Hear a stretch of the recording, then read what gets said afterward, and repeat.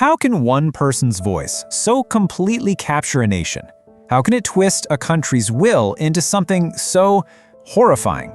Today, we're going to break down the psychological engine behind Adolf Hitler's rise to power. And let's be clear, this isn't about glorifying him, it's about understanding the mechanics of manipulation so we can recognize them. This quote, wow, it really gets to the heart of what we're talking about. The man who said this, Alfons Heck, wasn't just persuaded by a political argument. He's describing a total psychological surrender. So the big question is, how was this kind of mass hysteria actually engineered? That's exactly what we're going to unpack.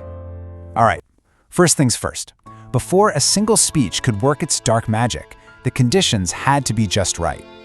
You see, Hitler's rhetoric didn't just appear out of nowhere.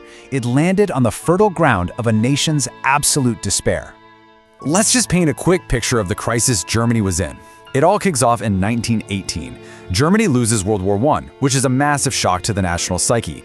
A year later, they're forced to sign the Treaty of Versailles, which felt deeply humiliating to many Germans. Then, as if that wasn't enough, 1929 brings the Great Depression. The economy completely collapses, people are out of work, they're desperate. This period of non-stop crisis created a national powder keg of anger just waiting for a match. Think about it. When you're facing problems so big, you can't even wrap your head around them. Your money is worthless, you can't find a job. You don't want a complicated economic theory. You want a simple answer. You want someone to blame. And Hitler? Well, he became a master at pointing the finger. To channel all that rage, he seized on this incredibly powerful myth, the Dolchstoßlegende, which translates to the stab-in-the-back myth. The story was simple. The brave German army was never actually beaten in battle. No, they were betrayed by traitors at home. This was a genius and deeply cynical move. It transformed national shame into focused, burning anger. So the stage is perfectly set, and now Hitler unleashes his most powerful weapon, his voice. He understood something crucial, that how you say something can be way more important than what you're actually saying. Let's dig into his technique.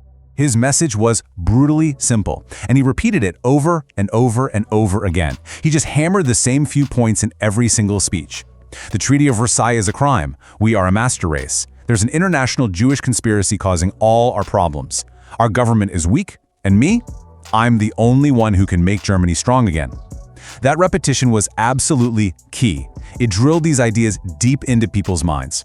And the way he delivered these messages was pure theater, all designed for maximum psychological impact. His speeches weren't just angry rants, they were carefully crafted performances. He'd start off calm, almost quiet, pulling you in. Then he'd slowly build the intensity, raising his voice, talking faster, piling up all the grievances and insults the nation had suffered. It would build and build until it hit this screaming, frenzied peak. And then, he'd just stop, abruptly, leaving the entire crowd buzzing in this state of super high emotion. And this wasn't just good public speaking. People who were there described it as something else, like a tangible, almost hypnotic trance. Historians have pointed out that he had this incredible understanding of crowd psychology. It went way beyond just charisma. He knew exactly which emotional buttons to push to manipulate thousands of people at once. But you know, the speeches alone, as powerful as they were, weren't enough. That hypnotic effect had to be bottled, amplified, and turned into a belief system for the entire country. And that's where the propaganda machine comes in. A machine designed to turn Hitler from a mere politician into an infallible savior. At the very heart of all this was something called the Führer principle, or the leader principle. This wasn't just about following orders, it was an ideology that demanded total, unquestioning obedience. The whole system was a pyramid, and sitting right at the tippy top was Hitler, the infallible leader whose every whim was law. This was the ideological bedrock of the dictatorship. And let's be really clear, this image of him as some kind of messiah figure was no accident. It was meticulously engineered. Every photo, every poster, every public appearance, it was all stage managed to reinforce this idea of a powerful, almost godlike leader who was the living embodiment of the nation's will. And there was no tool more powerful for this than the movies. A director named Leni Riefenstahl basically invented new filmmaking techniques to create some of the most effective propaganda ever seen. Films like Triumph of the Will, they weren't just documentaries. They were epic cinematic rituals that made political rallies look like huge religious ceremonies with Hitler at the center as their deity. So we've looked at the desperate situation, the powerful rhetoric, and the relentless propaganda. But where did it all lead? What was the final, devastating result of this mastery of psychological manipulation? This is where things get truly dark. This assessment from historian Ian Kershaw is just chillingly direct. When you mix a nation's desperation with a master manipulator's toolkit, you don't just get a dictatorship, you unleash what many believe is the ultimate form of political evil in our modern world. And that evil isn't just an abstract concept. It can be measured. It has a price tag in human lives. All those words, all those speeches, all those films, they all led to this. An estimated 19.3 million civilians and prisoners of war murdered by the Nazi regime. That number, that's the real-world cost of this kind of expertly wielded manipulation.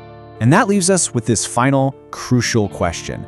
Understanding how Hitler used scapegoats, emotional appeals, and mass media to seize power isn't just a history lesson, it's a survival guide. Because if we can learn to recognize these patterns, the simple answers to complex problems, the pointing of fingers, the creation of a cult of persona, maybe, just maybe, we can guard ourselves against them, wherever and whenever they appear again.